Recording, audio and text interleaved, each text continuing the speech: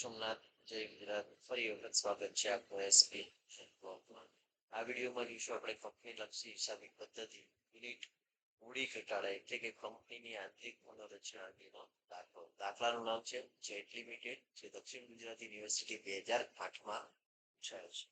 સૌપ્રથમ જોઈશું આપણે જેટ લિમિટેડની રકમ. તો જેટ લિમિટેડનું તારીખ 31/3/2025 ના રોજનું પાકું સરવૈયું નીચે મુજબ છે. વિગત, નોંધ નંબર અને રકમ રૂપિયા, જેમાં ઇક્વિટી અને જવાબદારીમાં શેર હોલ્ડરના ભંડોળમાં એ શેર મૂડી ₹10 નો 1 એવા ઇક્વિટી શેર છે. 7,10,000 પ્રેફરન્સ શેર, દરેક ₹100 નો તેવા 2,10,000. બિન ચાલુ દેવામાં લાંબા ગાળાના ઓછીના નાણાંમાં 12% ડિબેન્ચર છે 2,24,000. ડિરેક્ટર લોન છે 45,000. ચાલુ દેવામાં વેપારી દેવા લેણદારો 2,02,700. અન્ય ચાલુ જવાબદારીમાં ડિબેન્ચરનું ચડેલ વ્યાજ છે ₹26,800. મૂડી દેવાનો કુલ સરવાળો છે 14,05,500. ત્યારબાદ આપણે મિલકત લેણાની વિગત જોઈએ તો મિલકતોમાં બિનચાલુ મિલકતોમાં દ્રશ્ય મિલકતમાં જમીન મકાન છે 4,20,000. યંત્રો 2,03,000. અદ્રશ્ય મિલકત પાઘડી 1,20,000. બિનચાલુ રોકાણો છે 49,000. અન્ય બિનચાલુ મિલકતમાં પ્રાથમિક ખર્ચ છે 1,54,500. ચાલુ મિલકતમાં માલ સામગ્રી સ્ટોક 2,03,000. વેપારી લેણા દેવાદારો 56,000. રોકડ અને રોકડ સમકક્ષમાં બેંક શિલ્લક છે ₹2,00,000. મિલકત લેણાનો કુલ સરવાળો પણ 14,05,500 છે. હવે વધારાની વિગતમાં આપણને સંભવિત દેવું કંપની સામે નુકસાની વળતરનો દાવો ₹65,000 છે. નીચે મુજબની પુનઃરચનાની યોજના સ્વીકારવામાં આવી અને અમલમાં મૂકવામાં આવી. પ્રેફરન્સ શેર શેરડી ₹90 સુધી ઘટાડવાના છે, એટલે કે પ્રેફરન્સ શેરમાં ₹10નો ઘટાડો કરવાનો છે. ઇક્વિટી શેર શેરડી ₹3 લેખે ઘટાડવાના છે, એટલે ઇક્વિટી શેરમાં ₹3 ઘટાડવાના છે. ત્યારબાદ જોઈએ હવાલો આપણે 3. તો ડિબેન્ચર હોલ્ડર પોતાનું ચડેલ વ્યાજ જતું કરવા સંમત થયા અને પોતાની લેણી થતી રકમની અંશતઃ ચૂકવણી પેટે ₹1,40,000 ની કિંમતનો જમીનનો ટુકડો કે જેની ચોપડે કિંમત ₹1,12,000 છે તે લેવા માટે સંમત થયા છે. તો ડિબેન્ચર વ્યાજ દાખલામાં જે આપ્યું છે એ જતું કરે છે, એટલે દેવામાં ઘટાડો થાય છે.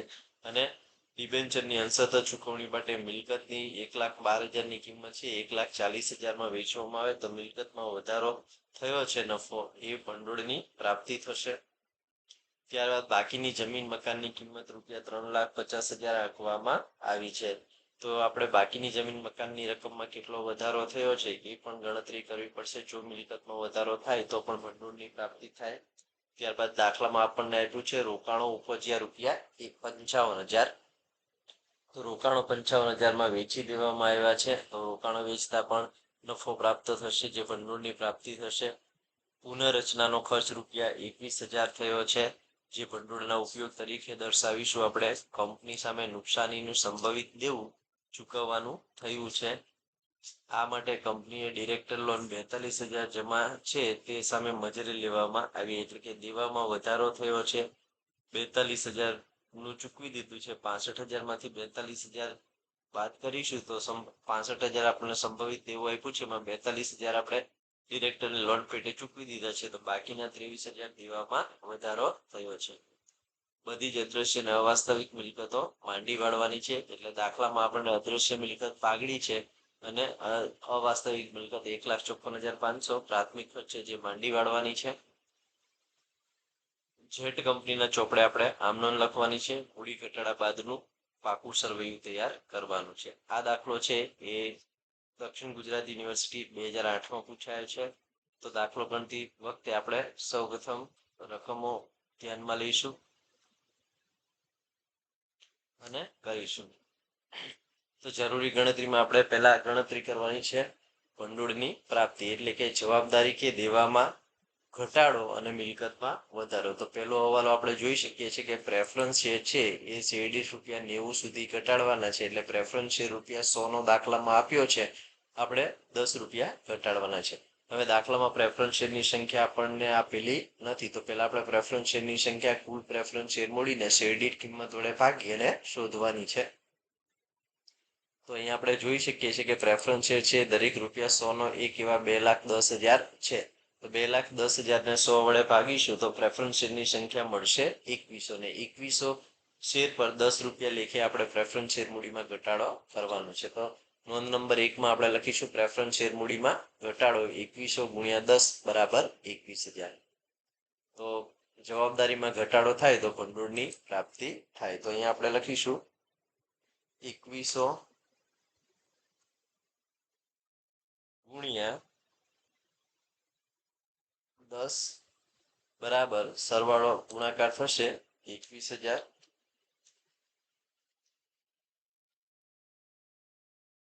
તો પહેલા હવાલાની આપણે અસર આપી દીધી છે. બીજો હવાલો જોઈશું તો બીજો હવાલો આપ્યો છે ઇક્વિટી શેર શેરદીઠ ₹3 લેખે ઘટાડવાના છે. એટલે ઇક્વિટી શેર મૂડીમાં ₹3 ઘટાડો કરવાનો છે. તો દાખલામાં ઇક્વિટી શેરની સંખ્યા આપણને આપેલી નથી. તો આપણે પહેલા ઇક્વિટી શેરની સંખ્યા શોધવીએ તો 7 લાખ ભાગ્યા 10 કરીશું તો ઇક્વિટી શેરની સંખ્યા મળશે 70,000. 70,000 શેર પર આપણે ₹3 લેખે ઘટાડવાનો છે તો ભંડોળની પ્રાપ્તિ થશે. તો ભંડોળની પ્રાપ્તિમાં લખીશું ઇક્વિટી શેર મૂડીમાં ઘટાડો 70,000 × 10 બરાબર 7 લાખ 7 તરીને 21 એટલે કે 2,10,000.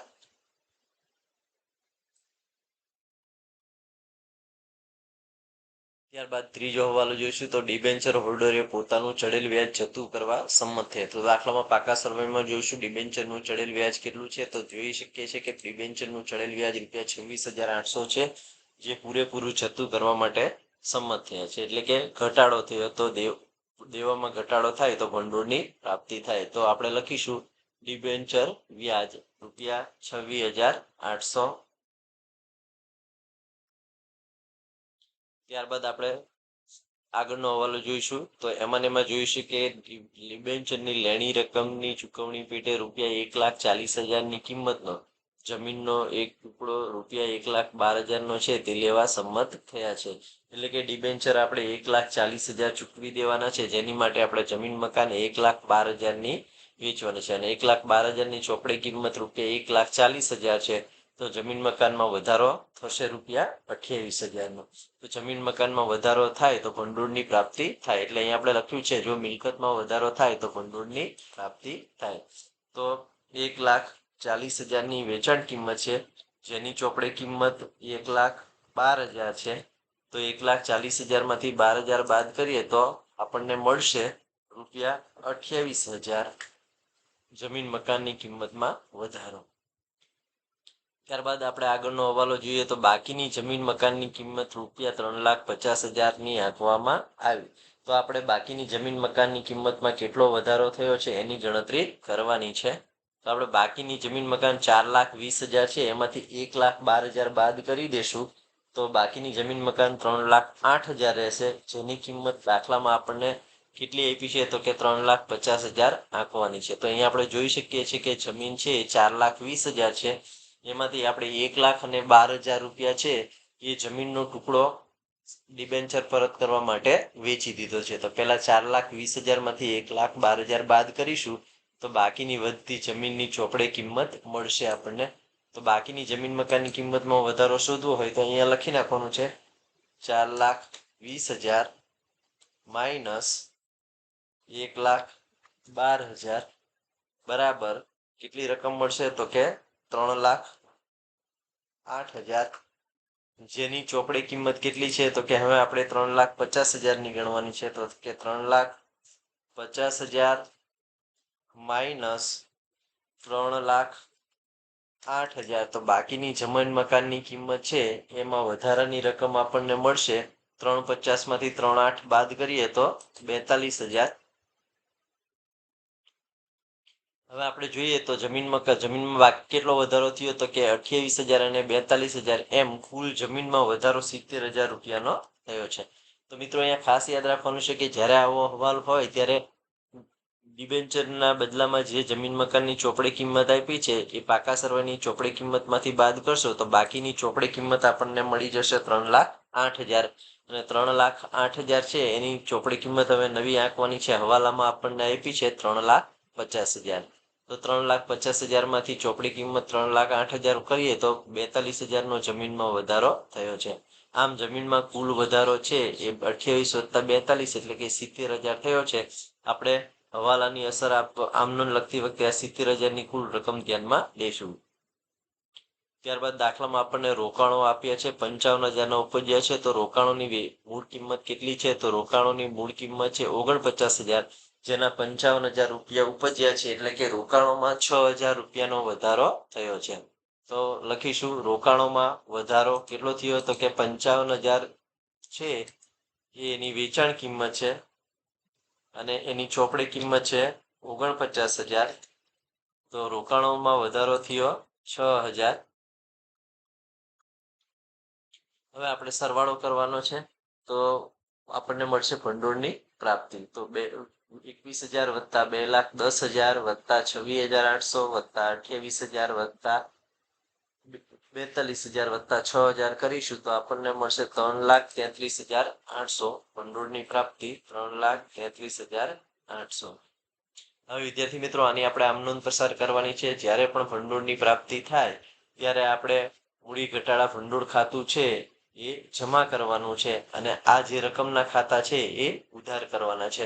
તો આમનોંધ કરીએ તો શું થાય? તો કે પ્રેફરન્સ શેર મૂડી ખાતે ઉધાર 21,000, ઇક્વિટી શેર મૂડી ખાતે ઉધાર 2,10,000, ડિબેન્ચર વ્યાજ ખાતે ઉધાર 26,800, જમીન મકાન ખાતે ઉધાર આપણે હવે કરવાના છે 70,000 કુલ રકમ અને રોકાણો ખાતે ઉધાર રૂપિયા 6,000. તે મૂડી ઘટાડા ભંડોળ ખાતે જમા 3,33,800. તો અહીંયા મેં આમનોંધનું ફોર્મેટ બનાવીને જ રાખ્યું છે. તેમાં આંકડા મૂકી અને આપણે આમનોંધ સમજીશું. તો પ્રેફરન્સ શેર મૂડી ખાતે ઉધાર કેટલા થશે? તો કે 21,000 નો ઘટાડો કર્યો છે. તો પ્રેફરન્સ શેર મૂડી ખાતે ઉધાર 21,000. ઇક્વિટી શેર મૂડીમાં ઘટાડો કેટલો કર્યો છે? તો નોંધ મુજબ આપણે કર્યો છે 2,10,000. તો કરીશું 2,10,000 ઇક્વિટી શેર મૂડી ખાતે ઉધાર. ત્યારબાદ ડિબેન્ચર વ્યાજ કેટલું જતું કર્યું છે? તો કે 28,000. તો ડિબેન્ચર વ્યાજ ખાતે 26,800. તો ડિબેન્ચર વ્યાજ ખાતે ઉધાર 26,800. ત્યારબાદ મકાન ખાતે ઉધાર. તો મકાનની આપણે કુલ કિંમત કેટલી હતી? તો કે 28,000 અને 42,000 નો આપણે ઘટાડો કર્યો. 28,000 વત્તા 42,000. કુલ જમીન મકાનમાં આપણે 70,000 નો ઘટાડો કરેલો છે અને વધારો થયો છે અને રોકાણમાં વધારો રૂપિયા 6,000 નો થયો છે. આમ કુલ રકમ છે એ 3,33,800 થી મૂડી ઘટાડા ભંડોળ ખાતું જમા કરવાનું છે. તો આપણે અહીંયા આમ નોંધ કરી. પ્રેફરન્સ શેર મૂડી ખાતે ઉધાર 21,000, ઇક્વિટી શેર મૂડી ખાતે ઉધાર 2,10,000, ડિબેન્ચર વ્યાજ ખાતે ઉધાર 26,800, મકાન ખાતે ઉધાર 70,000, રોકાણો ખાતે ઉધાર 6,000. તે મૂડી ઘટાડા ભંડોળ ખાતે જમા 3,33,800. હવે આ બધી જ રકમ છે એ આપણે મૂડી ઘટાડા ભંડોળ ખાતાની જમા બાજુ દર્શાવવાની છે. તો આપણે મૂડી ઘટાડા ભંડોળ ખાતું તૈયાર કરેલું છે એની જમા બાજુ આ રકમો મૂકી દેશું. અનુક્રમે પ્રેફરન્સ શેર મૂડી ખાતે, ડિબેન્ચર ઇક્વિટી શેર મૂડી ખાતે, ડિબેન્ચર વ્યાજ ખાતે, મકાન ખાતે અને રોકાણો ખાતે. તો ઇક્વિટી શેર મૂડી ઘટાડા ભંડોળ ખાતાની જમા બાજુ પ્રેફરન્સ શેર મૂડી ખાતે 2,10,000, ઇક્વિટી શેર મૂડી ખાતે પ્રેફરન્સ શેર મૂડી ખાતે 21,000, ઇક્વિટી શેર મૂડી ખાતે 2,10,000, ડિબેન્ચર વ્યાજ ખાતે 26,800, મકાન ખાતે 70,000 અને રોકાણો ખાતે 6,000. જો મકાન ખાતે આપણને યાદ ન રહે તો આપણે 28,000 વત્તા 42,000 કરવાના છે. તો તમને યાદ રહી જશે.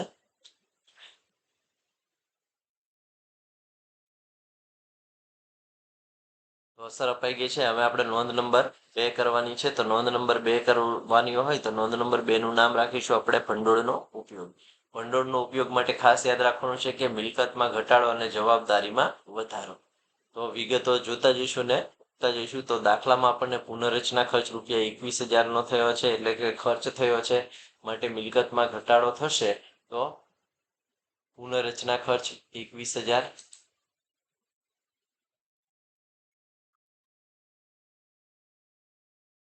ત્યારબાદ ચૂકવવાનું સંભવિત દેવા અંગેનો હવાલો છે. તો અહીંયા આપણને દાખલામાં કીધું છે કંપની સામે નુકસાની નું દેવું ચૂકવવાનું થયું. આ માટે કંપનીએ ડિરેક્ટર લોન જે ₹42,000ની જમા છે તેની સામે મજરે લેવાની છે. તો આપણે દાખલામાં જોઈએ છે કે ડિરેક્ટર લોન 42,000 છે એ સંભવિત દેવું છે એ ચૂકવવા માટે આપણે વાપરી નાખવાની છે. એટલે કે 65,000માંથી 42,000 વાપરવાનું છે. તો નવું દેવુંમાં વધારો થયો. દેવામાં કેટલાનો વધારો થયો? તો કે 65,000માંથી આપણી પાસે ₹42,000 છે, તો 23,000નો વધારો થશે. તો દેવામાં વધારો થાય તો ભંડોળનો ઉપયોગ થાય. તો અહીંયા આપણે લખીશું 23,000.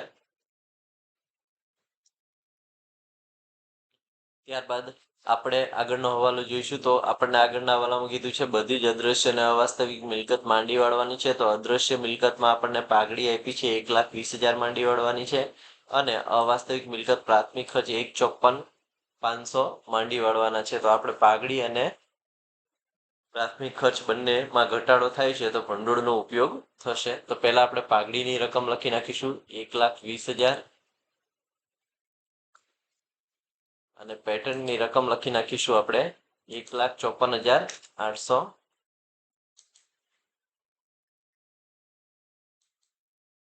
હવે આપણે સરવાળો કરવાનો છે. સરવાળો કરીશું 54,500.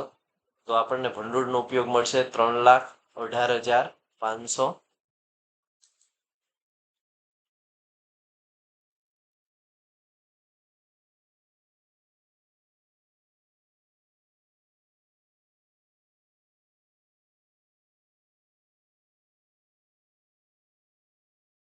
હવે આની આપણે આમ નોંધ કરવાની છે. તો જ્યારે પણ ભંડોળના ઉપયોગની આમ નોંધ કરીએ ત્યારે મૂડી ઘટાડા ભંડોળ ખાતું કુલ રકમથી ઉધારવાનું છે. એટલે કે મૂડી ઘટાડા ભંડોળ ખાતે ઉધાર 3,18,500. તે પુનઃરચના ખર્ચ ખાતે 21,000. તે સંભવિત દેવા ખાતે જમા 23,000. તે પાઘડી ખાતે જમા 1,20,000 અને તે પ્રાથમિક ખર્ચ ખાતે જમા 1,54,500.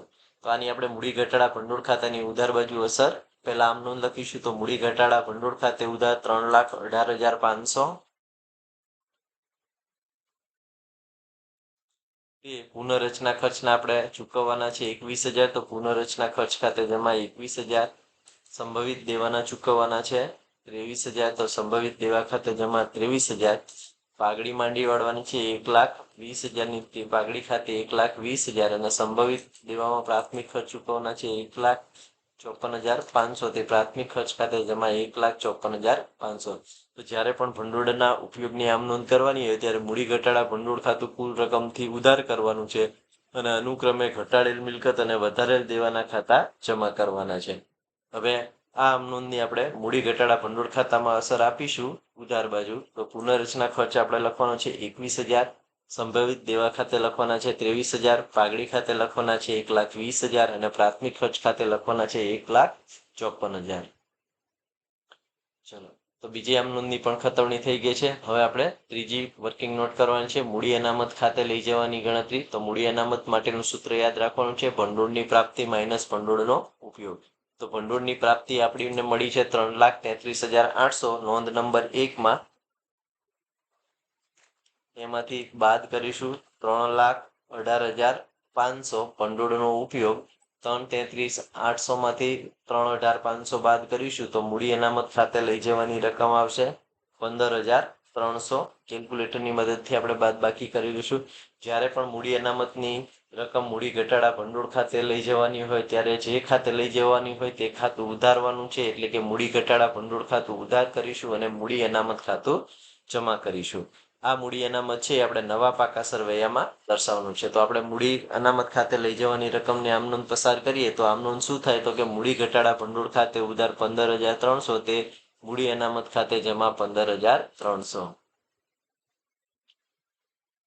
મૂડી ઘટાડા ભંડોળ ખાતે ઉધાર 15,300. તે મૂડી અનામત ખાતે જમા 15,300. હવે આપણે સરવાળો કરવાનો છે. તો બંનેનો સરવાળો કરીશું. ઉધાર રકમનો સરવાળો થશે 6,67,000. 6,67,600 અને જમા બાકીનો પણ સરવાળો થશે 6,67,600.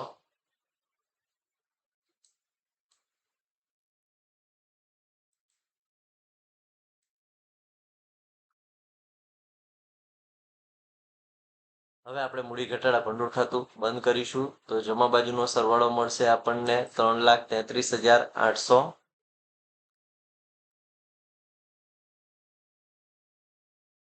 એને આપણે ઉધાર બાજુ મૂકવાનો છે 3,33,800. તફાવત શોધીશું તો મૂડી અનામત ખાતે લઈ જવાની રકમ મળશે આપણને 15,300, જે આપણે નવા પાકા સરવૈયામાં દર્શાવવાની છે. તો આવી રીતે આપણે સૌપ્રથમ ગણતરીઓ કરવાની, ગણતરી કરી તેની આમનોંધ પસાર કરવાની અને આમનોંધ પસાર થઈ ગયા બાદ મૂડી ઘટાડા ભંડોળમાં તેની અસર આપવાની. હવે આપણે બનાવવાનું છે નવી મૂડી ઘટાડા બાદનું જેટ કંપની લિમિટેડનું પાકું સરવૈયું. તો પહેલા આપણે ઇક્વિટી શેર મૂડી લખીએ તો હવે 70,000 શેર હતા, એમાં 3 રૂપિયા લેખે ઘટાડીએ તો બાકીના કેટલા રહ્યા તો કે 7 રૂપિયા લેખે રકમ થશે 2,07,49 એટલે 4,90,000. એવી જ રીતે 2100 શેર હતા, 100 રૂપિયાનો 10 ઘટાડ્યા તો બાકીને 90 લેખે તો 2100 ગુણ્યા 90 કરશો તો તમને મળશે 1,89,000. ત્યારબાદ આપણે મૂડી અનામત ઉપરના ખાતામાંથી દર્શાવી દેવાનું છે 15,300. બિનચાલુ દેવામાં લાંબા ગાળાના ડિબેન્ચર દાખલામાં આપણને આપેલા હતા, જેમાંથી આપણે 1,40,000ના ડિબેન્ચર પરત કર્યા છે. તો જોઈ લઈશું ડિબેન્ચર કેટલા છે તો કે 2,24,000 હતા, એમાંથી આપણે પરત કર્યા છે 2,40,000 હતા, એમાંથી આપણે પરત કર્યા છે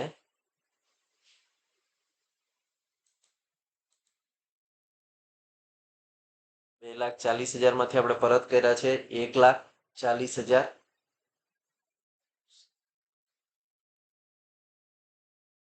2,24,000 માંથી આપણે પરત કર્યા છે 1,40,000.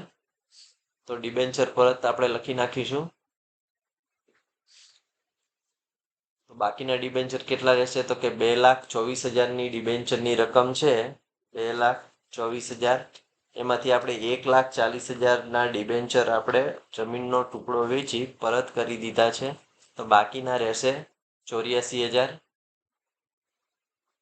એવું લાગે તો કેલ્ક્યુલેટરની મદદથી આપણે કરી લેવાનું છે. ત્યારબાદ ચાલુ દેવામાં વેપારી દેવા લેણદારો ડિબેન્ચર વ્યાજ છે એ પરત કરી દીધું છે એટલે દર્શાવવાનું નથી, એટલે બાકીની એક જ રકમ રહી છે અને એ રકમ છે લેણદારો 2,02,700. તો લેણદારો લખી નાખીશું 2,02,700.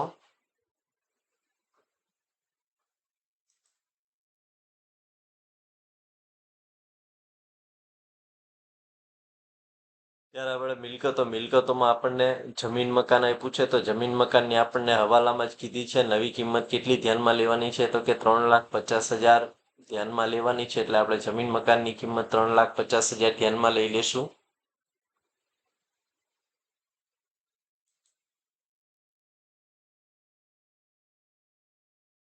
ત્યારબાદ યંત્રની કિંમત જોઈશું. તો દાખલામાં યંત્રની કિંમત અંગેનો કોઈ હવાલો નથી, એટલે આપણે યંત્રની કિંમત એમના મૂકી દેવાની છે. તો યંત્ર જોઈશું તો 2,03,000ના છે, પૂરેપૂરા આપણે 2,03,000 દર્શાવી દઈશું.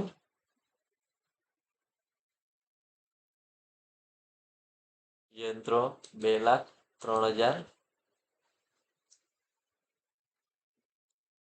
ત્યારબાદ ચાલુ મિલકતોમાં સ્ટોક.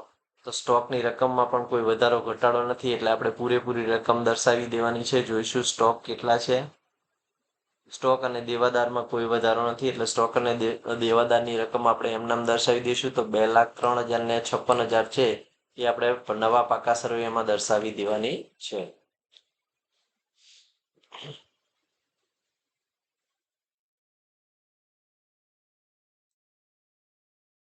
2,03,000 અને 56,000.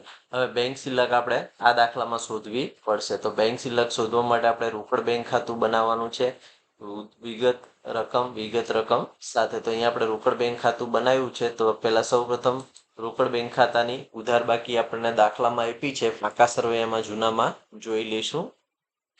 તો દાખલામાં આપણને ઉધાર બાકી 2 લાખ આપી છે, એ 2 લાખ આપણે છે એ ઉધાર બાજુ દર્શાવી દેવાની છે રોકડ બેંક ખાતાની. તો રોકડ બેંક ખાતામાં જઈશું ને ઉધાર બાજુ લખીશું બાકી આગળ લાવ્યા 2 લાખ. ત્યારબાદ દાખલામાં આપણને રોકાણો વેચ્યા છે અને રોકાણો વેચાણની કિંમત આપણને મળી છે ₹55,000. જો રોકાણો વેચીએ તો રોકડ આવે તો રોકડ બેંક ખાતાની ઉધાર બાજુ આપણે લખી નાખીશું 55,000. એવી જ રીતે દાખલામાં આપણને પુનઃરચના ખર્ચ ચૂકવ્યો છે 21,000. જ્યારે ખર્ચ ચૂકવીએ તો આપણી પાસેથી રોકડ જાય તો રોકડ બેંક ખાતાની જમા બાજુ 21,000. અને એવી જ રીતે આપણે સંભવિત દેવું ચૂકવ્યું હતું 42,000નું લોન સામે, તો આપણી 65,000નું છે સંભવિત દેવું, તો 65,000 આપણે મૂકી દઈશું જે ચૂકવવાનું થયું છે. હવે આપણે ખાતું બંધ કરવાનું છે તો ઉધાર બાજુનો સરવાળો થશે 2,55,000. જમા બાજુ મૂકીશું 2,55,000. તફાવત શોધીશું તો 2,55,000 માંથી 21,000 અને 65,000 બાદ કરશો તો મળશે રકમ તમને ₹1,69,000. કેલ્ક્યુલેટરની મદદથી આપણે શોધી લેવાની છે. આ જે 1,69,000 છે આપણે અહીંયા નવા પાકા સરવૈયામાં દર્શાવવાની છે 1,69,000. હવે આપણે નવા પાકા સરવૈયાનો સરવાળો કરવાનો છે તો નવા પાકા સરવૈયાનો સરવાળો કરીશું કેલ્ક્યુલેટરની મદદથી. તો પહેલા આપણે મૂડી દેવાનો સરવાળો કરીશું ને ત્યારબાદ આપણે સરવાળો કરવાનો છે મિલકત લેણાનો.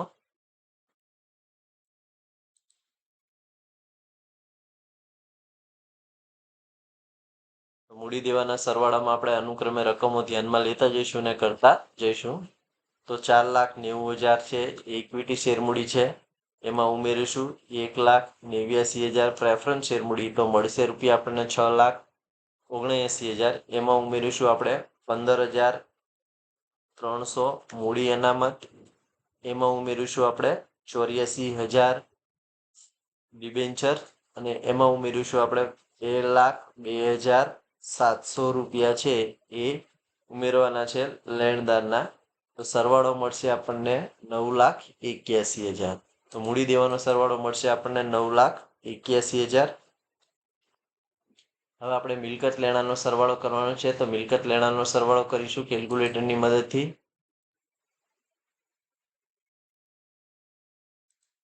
તો જમીન મકાન છે એની રકમ છે 3,50,000. એમાં આપણે ઉમેરવાના છે 2,03,000ના યંત્રો, એમાં ઉમેરવાનો છે 2,03,000નો સ્ટોક, એમાં ઉમેરવાના છે 56,000ના દેવાદારો અને એમાં ઉમેરવાના છે 1,69,000ની રોકડ બેંક. તો મિલકત લેણાનો પણ સરવાળો મળશે આપણને 9,81,000. તો આવી રીતે આપણું પાકું સરવૈયું જેટ લિમિટેડનું મળી ગયું છે. તો વિદ્યાર્થી મિત્રો ખાસ એ યાદ રાખવાનું છે કે જરૂરી હવાલો ધ્યાનમાં લઈ જે તે ગણતરીમાં આપણે એની વિગત દર્શાવવાની છે. એમાં ખાસ ભંડોળની પ્રાપ્તિમાં ખાસ એ યાદ રાખવાનું છે કે મૂડી દેવામાં ઘટાડો અને મિલકતમાં વધારો ભંડોળની પ્રાપ્તિ થાય, અને ભંડોળના ઉપયોગ માટે યાદ રાખવાનું છે મિલકતમાં ઘટાડો અને દેવામાં વધારો. તો આવી રીતે ગણતરી કરવી, ગણતરીના આધારે આમનોંધ પસાર કરવી અને આમનોંધને આધારે મૂડી ઘટાડા ભંડોળ ખાતું તૈયાર કરવું. અને મૂડી ઘટાડા ભંડોળ ખાતું તૈયાર થઈ ગયા બાદ જે મૂડી અનામત આવી નવા પાકા સરવૈયામાં દર્શાવવાનું છે. ત્યારબાદ હવાલાઓને આધારે જરૂરી ફેરફારો જે તે વિગતમાં વધારો ઘટાડો થયો છે એની અસર આપણે નવા પાકા સરવૈયામાં આપવાની છે. અને જે મિલકત આપણે નવા પાકા સરવૈયામાં દર્શાવવાની જ નથી એને આપણે નવા પાકા સરવૈયામાં એક પણ વિગત દર્શાવવાની નથી. કે જે કોઈ મિલકત વેચી દીધી હોય અથવા તો પૂરેપૂરી પરત કરી દીધી હોય અથવા તો પૂરેપૂરી માંડી વાળી હોય, તો આવી રીતે આવો દાખલો ગણવાનો છે. જ્યારે પાકા સરવૈયાનો બંને બાજુનો સરવાળો સરખો થાય ત્યારે આપણો દાખલો સાચો ગણાય. જો વિડીયો ગમ્યો હોય તો વિડીયોને લાઇક કરો, લિંકને મિત્રો સાથે શેર કરો, ચેનલમાં નવા હોય તો ચેનલ સબસ્ક્રાઈબ કરો. જય સોમનાથ, જય ગુજરાત, થેન્ક યુ.